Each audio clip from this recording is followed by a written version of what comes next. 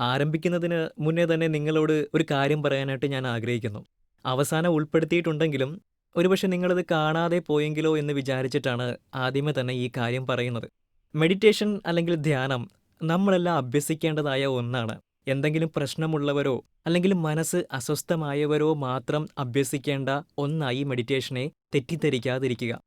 Meditation അല്ലെങ്കിൽ ധ്യാനം നമുക്ക് നൽകുന്നത് യഥാർത്ഥമായ ജ്ഞാനം, അതായത് വിസ്ഡം, പിന്നെ യോഗം, അതായത് ആത്മീയ ആനന്ദവുമാണ്. ഞാൻ വ്യക്തിപരമായി മനസ്സിലാക്കിയ ഒരു മെഡിറ്റേഷൻ പരിചയപ്പെടുത്തുന്നു. രാജയോഗ മെഡിറ്റേഷൻ. ഇതിനെപ്പറ്റിയുള്ള വിവരങ്ങൾ ഈ വീഡിയോയുടെ ഡിസ്ക്രിപ്ഷനിൽ നൽകിയിട്ടുണ്ട്. ഇതിലൂടെ നിങ്ങൾക്ക് പ്ലേ സ്റ്റോറിൽ നിന്നും ആപ്ലിക്കേഷൻ ഡൗൺലോഡ് ചെയ്ത് തികച്ചും സൗജന്യമായി ധ്യാനം അല്ലെങ്കിൽ മെഡിറ്റേഷൻ അഭ്യസിക്കാവുന്നതാണ്. ഇത് അഭ്യസിക്കുന്നതിലൂടെ നിങ്ങൾക്ക് യഥാർത്ഥ ഈശ്വരനെ തിരിച്ചറിയാനും ശരീരബോധമില്ലാതെ യോഗിയായി അതേസമയം തന്നെ നിങ്ങളുടെ കുടുംബജീവിതത്തിലും ഉത്തമനായ ഒരു വ്യക്തിയായി മാതൃകയായി ജീവിക്കാൻ കഴിയും. ഓം ശാന്തി.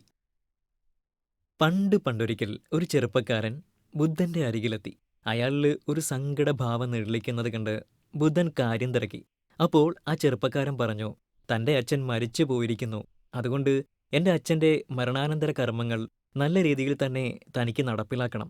അങ്ങനെ എന്റെ അച്ഛൻ ഒരുപക്ഷെ നല്ല കർമ്മമാണെങ്കിലും ചീത്ത കർമ്മമാണെങ്കിലും ചെയ്തതെങ്കിലും അദ്ദേഹത്തെ എനിക്ക് സ്വർഗത്തിലേക്ക് എത്തിക്കണം. അതിന് തങ്ങളെപ്പോലെ ഒരു മഹത്തായ സന്യാസി വിചാരിച്ചാൽ നടക്കും. എന്റെ അച്ഛൻ എന്ത് പ്രവൃത്തി തന്നെ ചെയ്തു പോയെങ്കിലും അങ്ങ് എന്റെ അച്ഛനെ സ്വർഗത്തിലെത്തിക്കണമെന്ന് ആ ചെറുപ്പക്കാരൻ ബുദ്ധനോട് അപേക്ഷിച്ചു. ആ ചെറുപ്പക്കാരൻ പറയുന്നതെല്ലാം ശ്രദ്ധയോടെ കേട്ടതിന് ശേഷം ബുദ്ധൻ ആ ചെറുപ്പക്കാരനോട് ഇങ്ങനെ പറഞ്ഞു, അങ്ങാടിയിൽ പോയി 2 മൺകുടങ്ങൾ നീ വാങ്ങിവരൂ. കൂടെ അല്പം നെയ്യും കുറച്ച് കല്ലുകളും വാങ്ങാൻ മറക്കണ്ട. തന്റെ അച്ഛന്റെ മരണാനന്തര ക്രിയയ്ക്ക് വേണ്ടിയാണ് ബുദ്ധൻ ഇത് പറയുന്നതെന്ന് കരുതി ആ ചെറുപ്പക്കാരൻ അങ്ങാടിയിലേക്ക് പുറപ്പെട്ടു. ഉടനെ തന്നെ അയാൾ ഒരു മൺകുടത്തിൽ നെയ്യും മറ്റൊരെണ്ണത്തിൽ കല്ലുകളുമിട്ട് നന്നായി 2 മൂടിയതിനു ശേഷം ബുദ്ധന്റെ അരികിലെത്തി. മൺകുടങ്ങളുമായി തന്റെ മുന്നിൽ നിൽക്കുന്ന ചെറുപ്പക്കാരനോട് ആ 2 മൺകുടങ്ങളും അരികിൽ കാണുന്ന കുളത്തിലേക്കിടാൻ ബുദ്ധൻ പറയുന്നു. ബുദ്ധൻ പറഞ്ഞപടി തന്നെ അയാൾ 2 കുടങ്ങളും കുളത്തിലേക്കിട്ടു. ഇട്ടതും 2 മടിയിലേക്ക് മുങ്ങിപ്പോകുന്നു. അല്പം കഴിഞ്ഞ് ആ 2 കുടങ്ങളും തിരികെ പോയി എടുത്തുകൊണ്ടുവന്ന് ആ 2 കുടങ്ങളും തുറക്കാൻ ബുദ്ധൻ അയാളോട് പറയുന്നു. അപ്പോൾ ആ ചെറുപ്പക്കാരൻ മനസ്സിൽ ഇങ്ങനെ ചിന്തിച്ചു, ഓ, ബുദ്ധൻ എന്റെ അച്ഛന് വേണ്ടി എന്തോ അത്ഭുതകരമായി ചെയ്യാൻ പോകുന്നു. അതല്ലേ ഇങ്ങനെയൊക്കെ എന്നെക്കൊണ്ട് ചെയ്യിക്കുന്നത്. അയാൾ ബുദ്ധൻ പറഞ്ഞത് പ്രകാരം തന്നെ കുളത്തിൽ നിന്ന് പോയി കുടമെടുത്തോണ്ട് വന്ന് ബുദ്ധന്റെ മുന്നിൽ വെച്ച് തന്നെ തുറക്കുന്നു. നെയ്യിരിക്കുന്ന കുടം തുറന്നതും പെട്ടെന്ന് കുറച്ച് നെയ്യ് പുറത്തേക്ക് ചാടുകയും ബാക്കി വെള്ളത്തിന് മുകളിൽ പൊങ്ങിക്കിടക്കുകയും ചെയ്യുന്നു. അതേപോലെ തന്നെ കല്ലുകളിരുന്ന കുടം തുറന്നപ്പോൾ കാണാനായത് വെള്ളത്തിനടിയിൽ കല്ല് അതേപടി മുങ്ങിക്കിടക്കുന്ന കാഴ്ചയാണ്. ഇതെല്ലാം കണ്ട ഉടനെ ബുദ്ധൻ പറഞ്ഞു, ഞാൻ എനിക്ക് ചെയ്യാനുള്ളതെല്ലാം ചെയ്തിരിക്കുന്നു.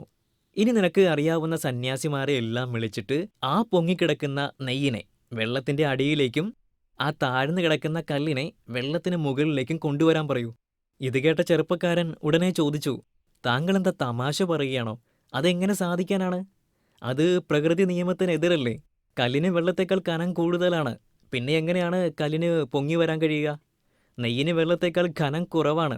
പിന്നെ എങ്ങനെ നെയ്യിന് വെള്ളത്തിന്റെ അടിയിലേക്ക് പോകാൻ പറ്റും?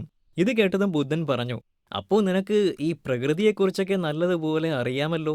പക്ഷേ അതിലെ നിയമത്തെക്കുറിച്ച് മനസ്സിലാക്കാൻ നീ ശ്രമിക്കുന്നതുമില്ല. ഒരുപക്ഷെ നിന്റെ അച്ഛൻ ചീത്ത കർമ്മങ്ങളാണ് ചെയ്തിരിക്കുന്നത് എങ്കിൽ, അതായത് ഇവിടെ ഈ കല്ലിനെ പോലെ അദ്ദേഹം തീർച്ചയായിട്ടും ആഴങ്ങളിലേക്ക്, അതായത് താഴേക്ക് തന്നെ പോകും. ആർക്കും അദ്ദേഹത്തെ മുകളിലേക്ക് പിടിച്ച് ഉയർത്താൻ കഴിയില്ല. നേരെ മറിച്ച് അദ്ദേഹം നല്ല പ്രവൃത്തി അല്ലെങ്കിൽ നല്ല കർമ്മങ്ങളാണ് ചെയ്തിരിക്കുന്നത് എങ്കിൽ, അതായത് ഇവിടെ ഈ നെയ്യിനെ പോലെ അദ്ദേഹം മുകളിലേക്ക് തന്നെ ഉയർന്നു വരിക തന്നെ ചെയ്യും. ആർക്കും അദ്ദേഹത്തെ കീഴേക്ക് പിടിച്ചു വലിക്കാൻ സാധിക്കില്ല. ഇതിനെയാണ് ലോ ഓഫ് കർമ്മ അല്ലെങ്കിൽ കർമ്മ നിയമം എന്ന് പറയുന്നത്. അതായത് മകനെ, നമ്മളെല്ലായ്പ്പോഴും ചിന്തിക്കുന്നത് കുറച്ച് പ്രാർത്ഥിച്ചാൽ അല്ലെങ്കിൽ എന്തെങ്കിലും ശക്തിയുള്ളവർ ഇടപെട്ടാൽ നമ്മുടെ പ്രശ്നങ്ങളെല്ലാം നീങ്ങും എന്നൊക്കെയാണ്. പക്ഷെ നമ്മൾ ഇങ്ങനെയൊക്കെ ചെയ്യുമ്പോഴും നമ്മുടെ സ്വന്തം സ്വഭാവത്തിലോ പ്രവൃത്തിയിലോ മാറ്റം വരുത്താൻ നമ്മൾ തയ്യാറാകുന്നില്ല എന്നത് വിഷമകരമായൊരു കാര്യമാണ്.